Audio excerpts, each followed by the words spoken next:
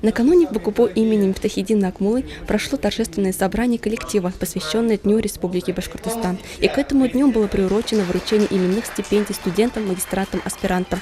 Если среди всех профессий очень много все меняется, то в топ-50 профессий педагогов всегда остаются они самые востребованные, как и профессия медика. Поэтому будьте уверены, что работу в системе образования вы всегда найдете, тем более, что вы показываете очень значимые результаты, вы выходите отсюда абсолютно конкурентоспособными.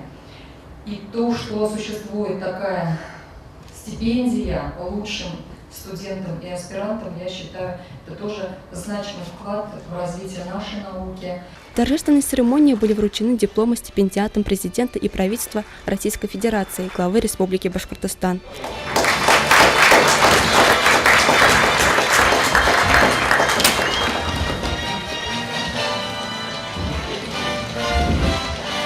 Стоит отметить, что в год юбилея вуза состоялся первый выпуск аспирантов по новым федеральным государственным образовательным стандартам.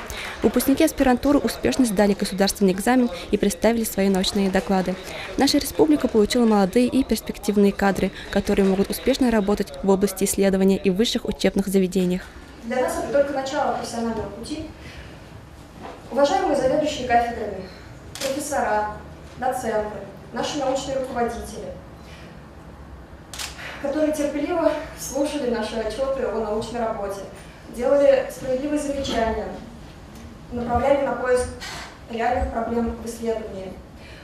Мы благодарны вам за новые знания и бесценный опыт, за справедливую и продуктивную критику. Вы всегда будете для нас примером для подражания.